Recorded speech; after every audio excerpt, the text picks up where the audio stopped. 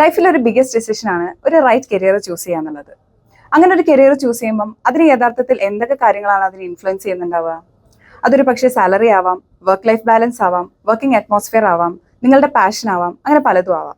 First, choose ചെയ്യുന്ന ഫീൽഡിന് മാർക്കറ്റിൽ എത്രത്തോളം സാധ്യതകൾ ഉണ്ടെന്ന് നോക്കണം.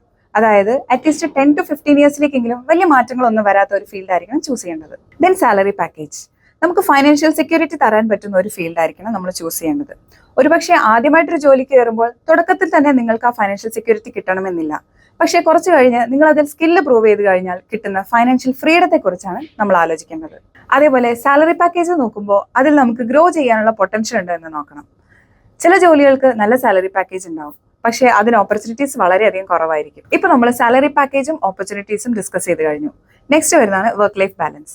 ഒരാളുടെ പ്രൊഫഷണൽ ലൈഫ് പോലെ തന്നെ ഇമ്പോർട്ടൻ്റ് ആണ് അയാളുടെ പേഴ്സണൽ ലൈഫും. അത് രണ്ടും കൂടി ഒരുമിച്ച് ബാലൻസ് ചെയ്ത് പോകാൻ പറ്റുക എന്ന് പറയുന്നത് വളരെ നല്ല കാര്യമാണ്. അതായത് നമുക്ക് ഫ്ലെക്സിബിൾ ആവുന്ന ഒരു പ്ലേസിൽ, നമുക്ക് ഫ്ലെക്സിബിൾ ആവുന്ന ഒരു ടൈമിൽ ഒരു ജോബ് ചെയ്യാൻ പറ്റുകയാണെങ്കിൽ അത് നമ്മുടെ പേഴ്സണൽ ലൈഫിനെയും പ്രൊഫഷണൽ ലൈഫിനെയും ബാലൻസ് ചെയ്യാൻ ഒരുപാട് ഹെൽപ്പ് ചെയ്യും. Final one, passion.